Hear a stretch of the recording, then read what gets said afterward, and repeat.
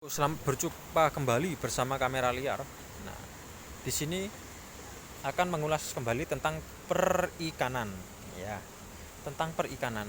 Di mana di sini kita itu sebagai peternak ikan itu hasilnya bisa maksimal, namun pakannya sedikit. Nah, kan gitu ya.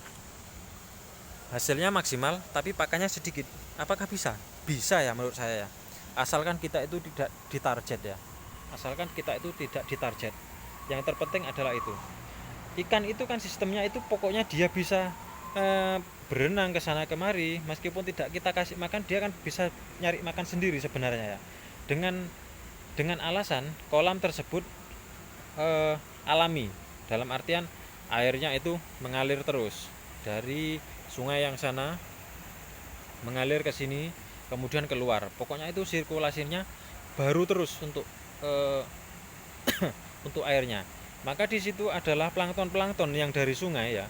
Plankton-plankton yang dari sungai itu ikut terbawa, akhirnya dimakan oleh ikan-ikan itu sendiri. Nah, makanya saya katakan kenapa kalau kolam itu bawahnya itu usahakan harus tanah. Karena tanah itu eh, apa namanya? Ada bakteri-bakteri, kemudian cacing-cacing sutra itu kan nantinya akan dimakan daripada ikan itu sendiri. Menurut saya budidaya ikan itu adalah hal yang paling mudah. Contohnya kita kemarin sudah mengulas untuk budidaya ikan nener nila, kemudian koi juga mujair itu sudah ya di video kemarin.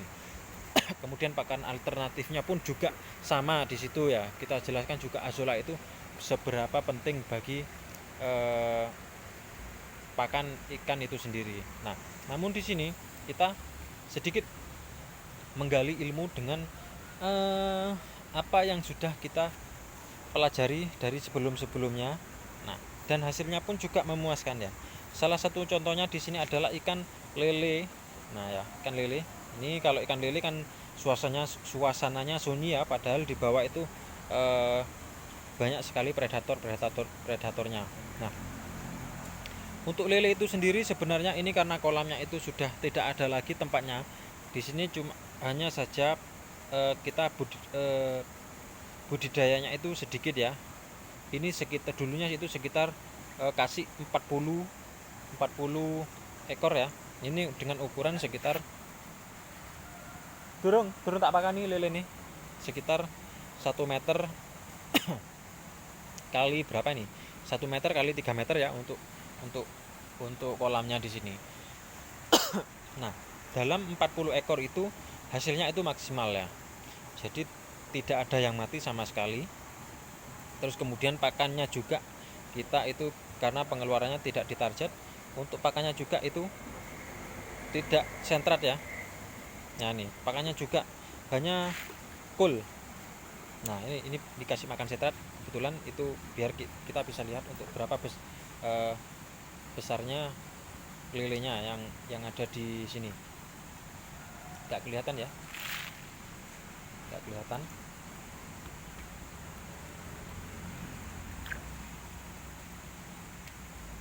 Kalau ini diangkat sekitar 1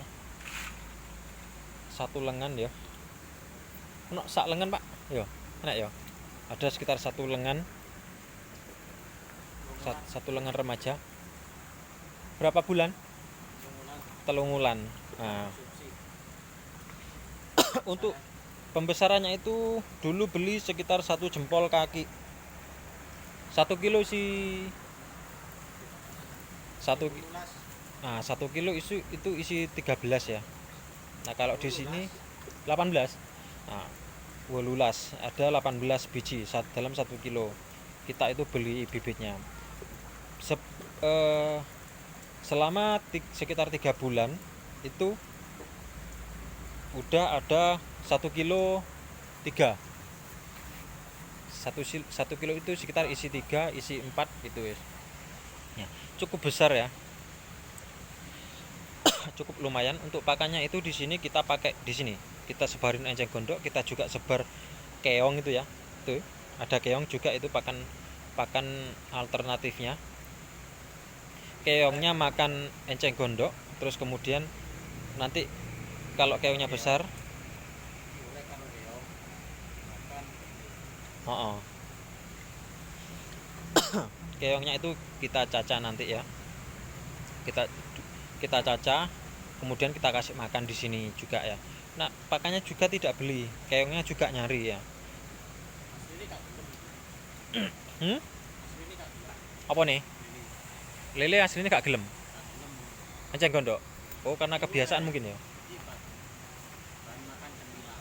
Oh, oh iya, gak bau. Oh gitu.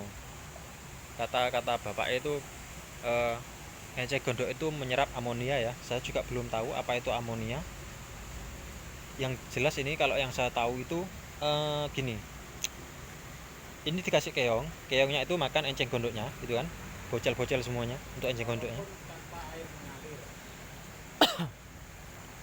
Itu ya kata bapaknya, penjelasannya itu tadi, walaupun airnya itu tanpa mengalir, tapi si lele ini tidak bau ya. Airnya itu tidak bau karena ada enceng gondoknya. Karena enceng gondok itu mampu menyerap amonia ya. Saya juga belum tahu amonia itu apa ya. Mungkin semacam itu ya, eh, bakteri-bakteri tersebut ya. Nah itu keongnya itu kalau besar itu kita cacah, kemudian ini kita kasihkan ke lelenya. Nah, dari penyebaran keong di sini itu kan keong kan ada itunya ya, apa namanya, ada apa ini namanya, telurnya ya.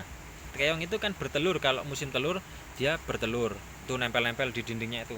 Ini saya biarkan, harusnya itu kalau di sawah itu kan nantinya dia timbul keong yang kecil-kecil gitu ya, timbul keong yang kecil-kecil.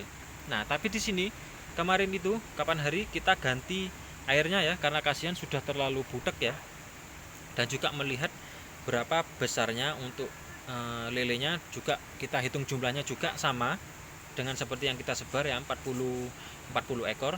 Itu untuk keongnya itu yang kecil-kecil itu sudah tidak ada ya. Berarti kan keong yang kecil itu sudah dimakan sama lelenya, sudah dimakan dulu. Namun ini tinggal yang lolos-lolos saja ya, yang lolos-lolos saja dari hasil santapan dari lelenya itu sendiri. Nah ini, makanya keong di sini itu tidak pernah habis ya, karena makannya keong itu sudah cukup untuk dalam enceng gondok ini.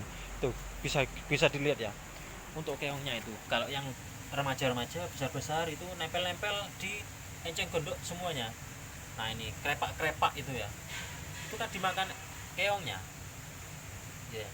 Nah ini krepak-krepak ini dimakan keongnya ini ya. Tuh banyak sekali nempel-nempel di situ ya. Untuk airnya ini memang sengaja tidak mengalirkan ya, karena katanya kalau lele itu suka air yang diam, itu yang bagus ya, yang agak ada banyak lumpur-lumpurnya itu bagus juga.